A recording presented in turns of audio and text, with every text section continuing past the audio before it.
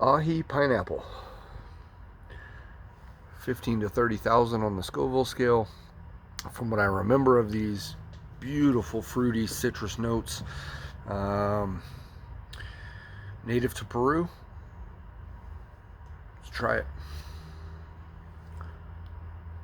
Oh, this came from Patrick Blasco, Bringers of the Burning Berry. I got it that time. Yep, just like I remember.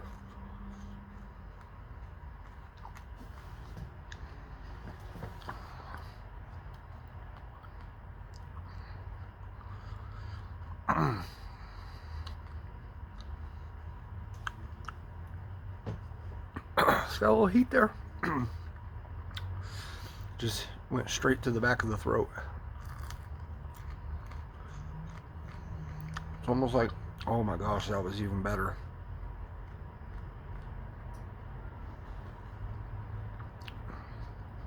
Very similar to an ahi lemon. A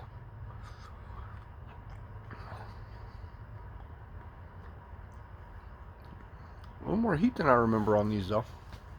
That's good. I like that.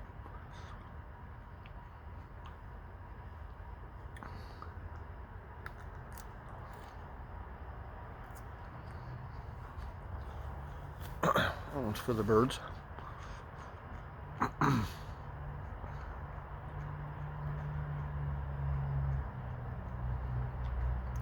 Pretty thick wall. Quite a bit of seeds in there as well.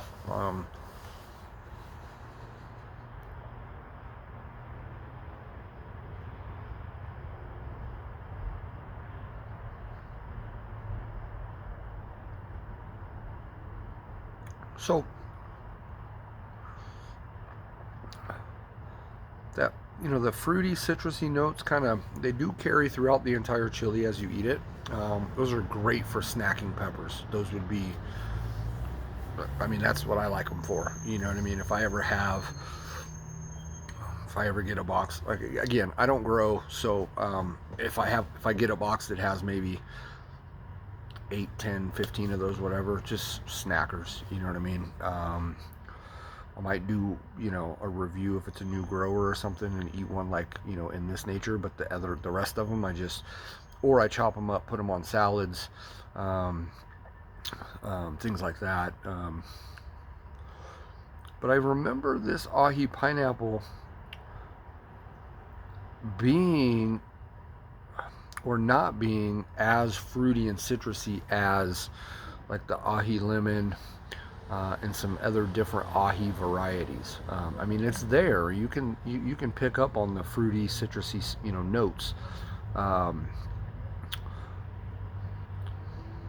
but it's a little more subtle than some of those other ones.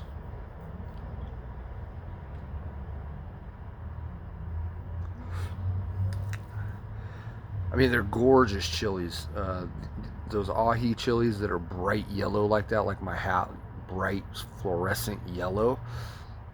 Maybe the best color on a chili that's out there, to be honest.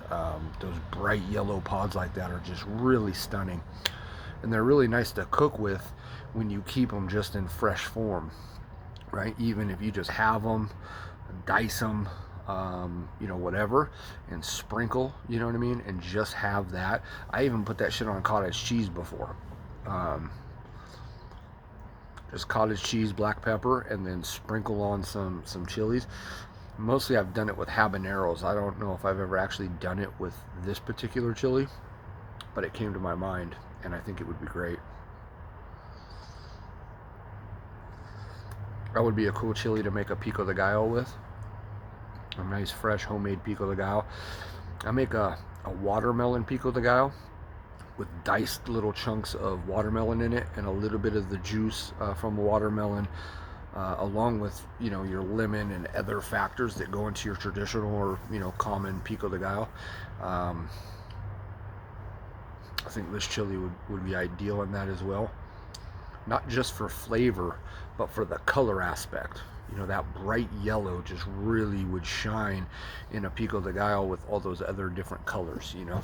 I think that would be cool. Yeah, the burn on this is quick. I mean, it hits you right away, you know, that 15 to 30,000 on the Scoville. I mean, you get it right away.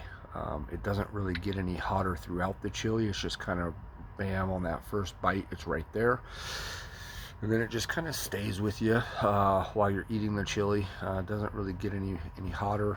Um, it dissipates here pretty quick. I think it was a couple minutes maybe, and it is already kind of gone away completely. I can feel just a little bit of sizzle right there on the very tippy tip of my tongue, but other than that, well, there you go. When I swallowed now some saliva, um, it reactivated that throat little itch, if you will. It's not quite a burn, it's more of like an itch. But but fantastic variety. Pretty sure I've reviewed that chili before, but you know, this is a new grower for me, so I'm just trying to get through some of the pods that he sent, and I just got done reviewing some other pods, so I wanted to pick one that I'm familiar with and that, you know, wasn't a super hot. The ones I did before this were super hot, so you know, I chose the ahi pineapple. It's a nice refresher, almost dessert for the super hots. I'll see y'all later.